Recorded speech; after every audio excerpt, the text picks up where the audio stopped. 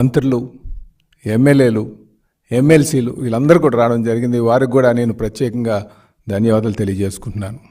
వీరితో పాటు నన్ను ఆశీర్వదించినటువంటి పార్టీ నేతలు, కార్యకర్తలు, సీనియర్స్ వాళ్ళందరికీ కూడా నేను ధన్యవాదాలు తెలియజేసుకుంటున్నాను. అలాగే ఈరోజు నాకు ఈ రాష్ట్రంలో ఒక గౌరవం కల్పించినటువంటి మా తెలుగుదేశం పార్టీ నాయకులు, ముఖ్యంగా గాజువాక ప్రజానికం అత్యంత మెజారిటీ ఇచ్చి నాకు మన రాష్ట్రంలో గుర్తింపు తెచ్చినందుకు నేను నా గాజువాక ప్రజానికానికి అందరికీ కూడా రుణపడి ఉంటానని చెప్పేసి ఈ సందర్భంగా తెలియజేస్తున్నా.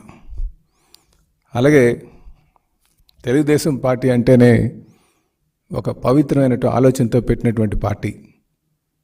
ఈ పార్టీలో ఉండడం అంటే నిజంగా చాలా గొప్పగా భావిస్తామని కూడా ఈ సందర్భంగా తెలియజేస్తున్నా. అలాగే ఈరోజు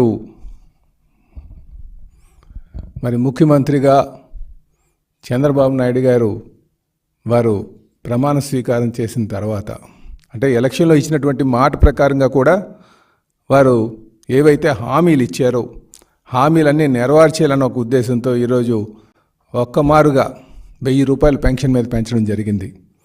అంటే గత ప్రభుత్వం తీసుకుంటే మేము 1000 రూపాయలు పెంచడానికి వాళ్ళు సుమారు 5 సంవత్సరాలు తీసుకున్నారు, దపదపాలుగా పెంచుతూ.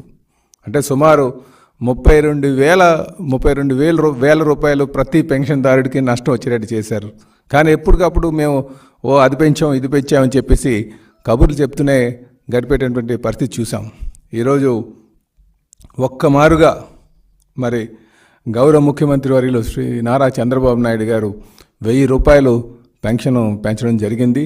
అంటే 3,000 నుంచి 4,000 చేయడం ఒక్కమారుగే